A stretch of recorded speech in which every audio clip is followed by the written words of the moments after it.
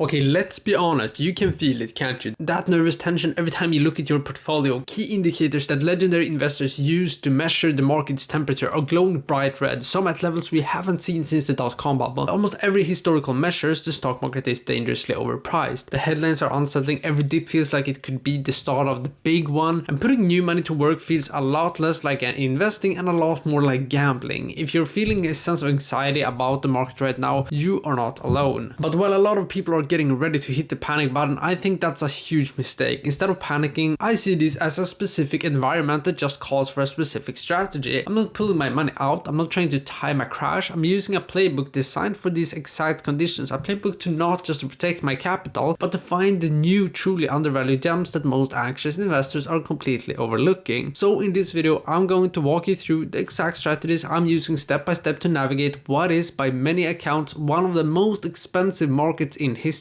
Disclosure, I'm not a financial advisor, this is for entertainment and educational purpose only. So what are these warning signs that have everyone so on edge? Well, it's not just a gut feeling, it's rooted in cold hard data. Let's start with one of the most famous metrics, the Warren Buffett indicator. In a 2001 interview, Buffett called this probably the best single measure of where valuations stand at any given moment. It's simple, you take the total value of all US stocks and divide it by the country's GDP. Think of it as comparing the stock market's price tag to the country's entire economic output. A ratio of 100% suggests things are fairly valued. Buffett said that buying when the ratio is down in the 70 to 80 range is usually a great move, but when it nears 200%, you're playing with fire. As of today, the indicator is hovering at a staggering 217 to 219%. That's way above the level that preceded the dot-com crash. Now, even Buffett himself was cautioned this isn't a perfect crystal ball, but when a measurement like this is flashing so brightly, you have to pay attention. But it's not just one indicator. Let's look at the Shiller PE ratio, also known as the CAP-E ratio. Think of it like a standard PE ratio but on steroids. Instead of using just 1 year of earnings, it smooths out things out by comparing the market's price to the average of the last 10 years of inflation adjusted earnings. The long-term historical average is around 17. Right before the 1929 crash, it hit 30. Before the dot-com bust, it peaked at an insane 44, and today we're sitting at around 39. That puts us in a very exclusive club, with valuations only surpassed during the peak of the dot-com mania. And historically, when the CAP-E ratio is this high, the expected returns for the stock market over the next decade are often pretty low or even negative. And then there's the dividend yield. A century ago, you could easily get yields above 5% on the S&P 500. Today, that yield is measly 1.17%. Why does this matter? Well, the yield is just the annual dividend divided by the stock price. When prices get pushed way up,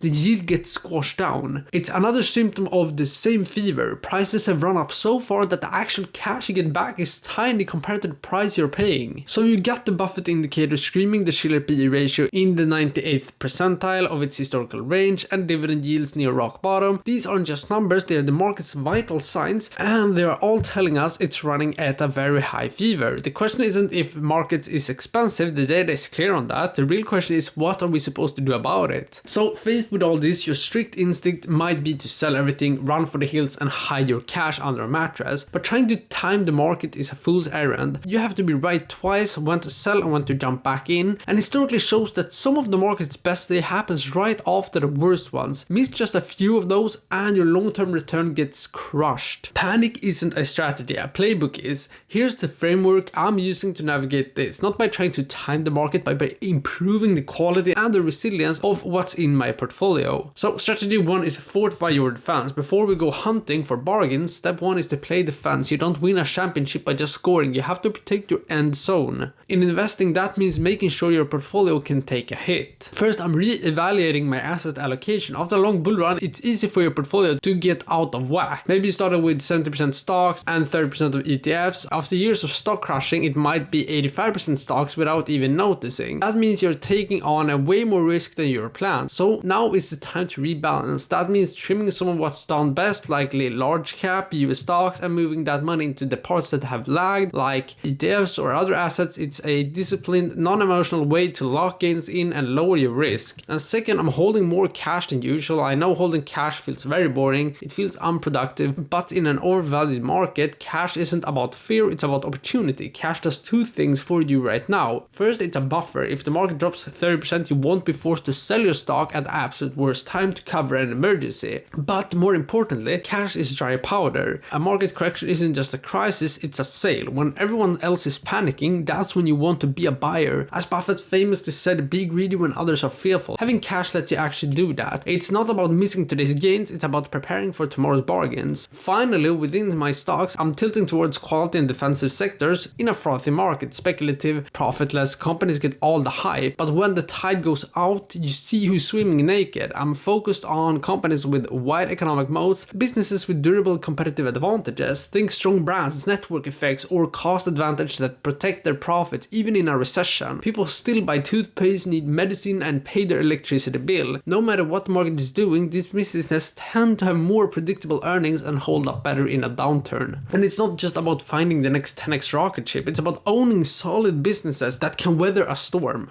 Strategy 2 is the hunt for hidden gems. Once your defenses are solid, it's time to go on offense. But your offensive strategy has to be smart in a market like this. The big popular stocks everyone's talking about are probably priced for perfection. Chasing them now is like showing up to a party just as they are turning the lights on. This is the hunt for what value investors call undervalued companies. These are often solid businesses that have just hit a rough patch. Maybe they had a bad quarter, are facing an industry headwind, or are just plain boring and out of favor. The market with its short attention span often overreacts and punishes these stocks way more than they deserve. This is where the real work and real opportunity lies. It means digging into the financials, understanding the business, and figuring out if its problems are temporary or permanent. Is it still generating cash? Is it still debt manageable? Is management making smart moves to fix things? Finding these companies takes patience and contrarian mindset. You have to be comfortable buying what everyone else is selling. Your research has to be rock solid, because when you buy an out of favor stock, the market might tell you you're wrong for a while, but if you're right that you bought a good business for a great price, the market will eventually catch on. This is the heart of the value investing. Price is what you pay,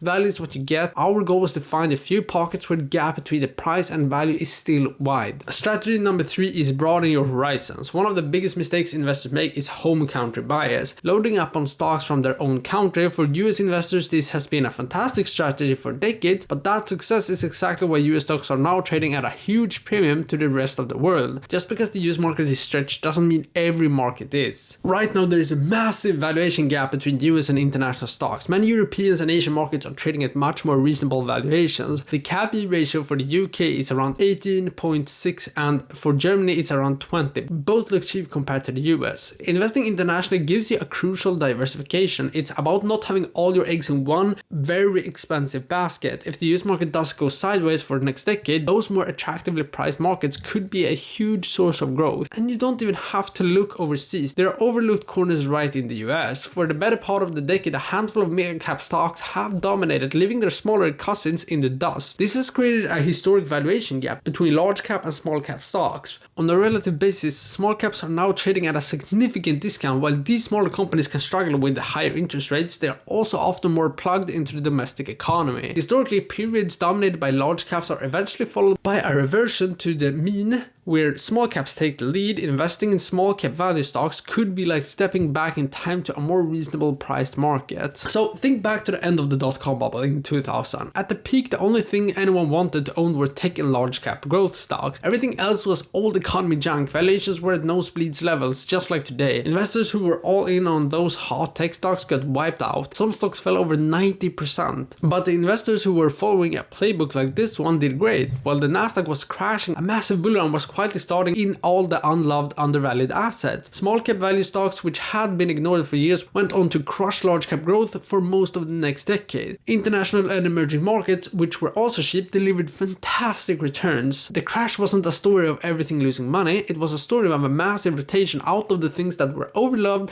into the things that had been ignored. That is the exact opportunity that shows up at the peak of a bubble, and it's what we should be preparing for today. The market is expensive, the warning signs are clear, but this is not a time for fear. It's a time for discipline. Instead of hitting the panic button, we need to be strategic. First, play defense, rebalance your portfolio, build up cash, and focus on high quality companies. Second, go on deliberate hunt for value good businesses that are temporarily out of favor. And third, broaden your horizon to less crowded spaces like international and small cap stocks, which are trading at much more attractive prices. Navigating a market like this is a test of your patience and your conviction, but the winners won't be the ones who perfectly times the top or the bottom. They will be the ones ones who have a clear plan and the discipline to stick with it when everyone else is either consumed by greed or paralyzed by fear. This is not a time to stop investing, this is a time to start investing smarter. And if you found this playbook helpful, do me a favor and hit that like button, it really helps the channel out, and make sure you're subscribed with notifications on so you don't miss the next video. With that, thank you for watching, and I'll see you guys in the next video.